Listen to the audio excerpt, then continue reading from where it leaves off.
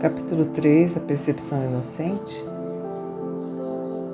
Parte 6, o julgamento e o problema da autoridade. Nós já discutimos o juízo final, mas em detalhes insuficientes. Depois do juízo final não haverá mais nenhum. O julgamento é simbólico porque além da percepção não há nenhum julgamento. Quando a Bíblia diz, não julgueis para que não sejais julgados, quer dizer que se julgas a realidade dos outros, serás incapaz de evitar julgar a tua própria. Escolher julgar ao invés de conhecer é a causa da perda da paz. O julgamento é o processo no qual se baseia a percepção, mas não o conhecimento. Eu já discuti isso antes em termos de seletividade da percepção, mostrando que a avaliação é o seu pré-requisito óbvio. O julgamento sempre envolve rejeição. Nunca enfatiza apenas os aspectos positivos do que é julgado. Ser gentil nos outros. O que foi percebido e rejeitado, ou julgado e considerado insuficiente permanece na tua mente porque foi percebido. Uma das ilusões que sofres é acreditares que quando fazes um julgamento contrário a alguma coisa, ele não tem efeito. Isso não pode ser verdadeiro, a não ser que também acredites que aquilo contra o qual tu julgaste não existe. Evidentemente, não acreditas nisso ou não terias feito um julgamento contrário. No fim, não importa se o teu julgamento está certo ou errado. De qualquer forma, estás colocando a tua crença no irreal. Isso não pode ser evitado em nenhum tipo de julgamento, porque nele está implícito que tu acreditas que a realidade é tua para que seleciones dela o que quiseres. Tu não tens ideia da tremenda liberação e da profunda paz que vem de te encontrares contigo mesmo e com teus irmãos totalmente sem julgamento. Quando reconheceres o que és e o que são os teus irmãos, compreenderás que qualquer forma de julgá-los é sem significado.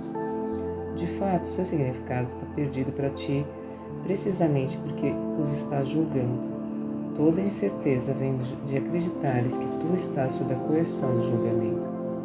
Não precisas do julgamento para organizar a tua vida e certamente não precisas dele para organizar a ti mesmo. Na presença do conhecimento, todo julgamento é automaticamente suspenso, e esse é o processo que permite que o reconhecimento substitua a percepção. Tu estás muito amedrontado com todas as coisas que tens percebido, mas tens te recusado a aceitar. Acreditas que por teres te recusado a aceitá-las, perdeste o controle sobre elas. É por essa razão que às vezes em pesadelos ou em disfarces agradáveis naqueles que parecem ser os teus sonhos mais felizes. Nada do que te recusastes a aceitar pode ser trazido à consciência. Não é perigoso em si, mas tens feito com que pareça perigoso para ti. Quando te sentes cansado é porque julgaste a ti mesmo como se fosse capaz de estar cansado. Quando ris de alguém é porque julgaste esse alguém indigno. Quando ris de ti mesmo, necessariamente ris dos outros, nem que seja apenas porque não podes tolerar a ideia de ser mais indigno do que eles. Tudo isso te faz sentir-se cansado, porque é essencialmente desanimador. Tu não és realmente capaz de estar cansado, mas és muito capaz de exaurir a ti mesmo. A tensão do julgamento constante é praticamente intolerável. É curioso que uma capacidade tão debilitante tenha vindo de ser tão profundamente apreciada. No entanto, se desejas ser o autor da realidade, vais insistir em te apegar ao julgamento. Tu também vais considerar o julgamento com medo, acreditando que um dia será usado contra ti. Essa crença só pode existir na medida em que acreditas na eficácia do julgamento como uma arma de defesa da tua própria autoridade. Deus oferece sua misericórdia. As tuas palavras só deveriam refletir misericórdia, porque isso é o que tens recebido e isso é o que queres dar. A justiça é um recurso temporário, com uma tentativa de ensinar-te o significado da misericórdia. Só é julgadora porque tu és capaz de injustiça. Eu tenho falado de diferentes sintomas e nesse nível há variação quase sem fim. Contudo, só há uma única causa para todos os problemas da autoridade.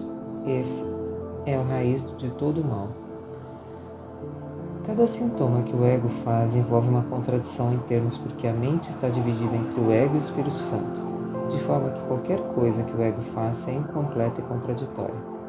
Essa posição insustentável é o resultado do problema da autoridade, que por aceitar o único pensamento inconcebível como sua premissa só pode produzir ideias que são inconcebíveis. O tema da autoridade é realmente uma questão de autoria. Quando tens um problema de autoridade, é sempre porque acreditas que és o autor de ti mesmo e projetas a tua delusão nos outros. Assim, percebes a situação como se os outros estivessem literalmente lutando contigo pela tua autoria. Esse é o erro fundamental de todos aqueles que acreditam que usurpam o poder de Deus, ou usurparam o poder de Deus. Essa crença é muito assustadora para eles, mas dificilmente abala a Deus. Ele está, todavia, ansioso por desfazê-la, não para punir suas crianças, mas somente porque sabe que ela faz com que sejam infelizes. As criações de Deus é dada sua verdadeira autoria, mas tu preferes ser anônimo quando escolhes separar-te do teu autor. Estás incerto da tua verdadeira autoria e acreditas que a tua criação foi anônima. Isso te deixa numa posição em que acreditar que tu criaste a ti mesmo soa significativo.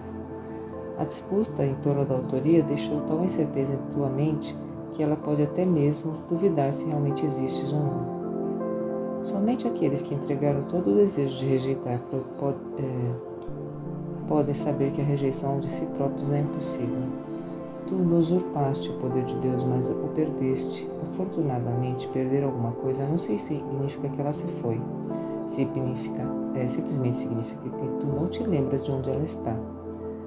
A sua existência não depende da tua capacidade de identificá-la, nem mesmo de localizá-la. É possível olhar a realidade sem julgamento e meramente conhecer que ela existe. A paz é uma herança natural do espírito. Cada um é livre para se recusar a aceitar a própria herança, mas não é livre para estabelecer o que é a sua herança. O problema é que todos não podem deixar de decidir é a questão fundamental da autoria. Todo o meu medo vem, em última instância, e às vezes por meio de estradas muito tortuosas da negação da autoria. A ofensa nunca é feita a Deus, mas só àqueles que o negam. Negar a sua autoria é negar a ti mesmo a razão da tua paz, de modo que só te vês em segmentos. Essa estranha percepção é o problema da autoridade. Não há ninguém que não se sinta de algum modo aprisionado. Se esse é o resultado do teu próprio livre-arbítrio, ele tem que considerar a sua vontade como não sendo livre, ou ficaria bastante evidente o raciocínio circular dessa posição. A vontade livre tem que conduzir à liberdade. O julgamento sempre aprisiona porque separa segmentos da realidade pelas escalas instáveis do desejo. Desejos não são fatos. Desejar é inferir que o exercício da vontade não é suficiente. No entanto, ninguém em sua mente certa acredita que o que é desejado é tão real quanto aquilo que a vontade determina. Em vez de buscar e pôs em primeiro lugar o reino do céu, dizem, seja a vossa vontade em primeiro lugar o reino do céu, e tu terás dito, eu conheço o que sou e aceito a minha própria herança. Fim da leitura de hoje. Livro de Exercícios, lição 24. Eu não percebo os meus maiores interesses. Em nenhuma situação que surja, reconheces qual é o resultado que te faria feliz. Portanto, não tens nenhum guia para a ação apropriada e nenhum modo de julgar o resultado. O que fazes é determinado pela tua percepção da situação, e essa percepção está errada. Assim, é inevitável que não sirvas aos teus maiores interesses. No entanto, eles são a tua única meta em qualquer situação que seja corretamente percebida. De outra forma, não reconhecerias ou não reconhecerás quais são eles. Se reconhecesses que não percebes os teus maiores interesses, seria possível ensinar-te o que eles são. Mas na presença da tua convicção de que sabes, não podes aprender. A ideia para o dia de hoje é um passo em direção a abrir a tua mente para que o aprendizado possa começar. Os exercícios para o dia de hoje requerem muito mais honestidade do que estás acostumado a usar. Alguns poucos sujeitos considerados honestos e cuidadosamente em cada um dos 5 períodos de prática que devem ser aprendidos hoje serão mais úteis do que um exame mais superficial de um grande número deles. Sugere-se 2 minutos para cada período de exame mental envolvido nos exercícios.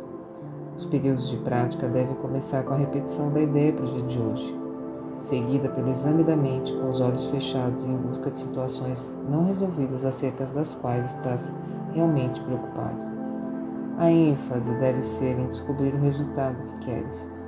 Reconhecerás com rapidez que tens várias metas em mente que fazem parte do resultado desejado e também que essas metas estão em níveis diferentes e são frequentemente conflitantes. Ao aplicares a ideia para o dia de hoje, cita cada situação que te ocorrer e depois enumera cuidadosamente o maior número possível de metas que gostarias que fossem alcançadas na sua resolução. A forma de cada aplicação deve ser mais ou menos a seguinte: na situação referente a tal coisa, eu gostaria que tal coisa acontecesse e que outra tal coisa acontecesse. E assim por diante. Tenta incluir tantos tipos diferentes de resultados quanto honestamente te possam ocorrer, mesmo que alguns deles não pareçam estar diretamente relacionados com a situação, ou nem mesmo ser inerentes a ele de forma alguma. Se esses exercícios forem feitos adequadamente, reconhecerás com rapidez que estás fazendo um grande número de exigências que nada tem a ver com a situação.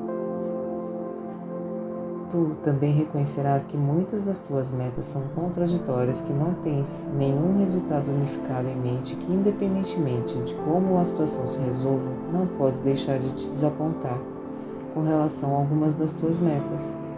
Depois de examinares a lista de maior número possível de metas almejadas para cada situação não resolvida que passa pela tua mente, dize a ti mesmo: eu não percebo os meus maiores interesses nesta situação. E passa para a seguinte. Fim da leitura da lição de hoje. Serão 5 atividades de 2 minutos, refletindo. Eu não percebo os meus maiores interesses na situação referente a tal coisa. Eu gostaria que X coisa acontecesse e que tal coisa acontecesse. Assim por diante. Agora sim, fim da leitura.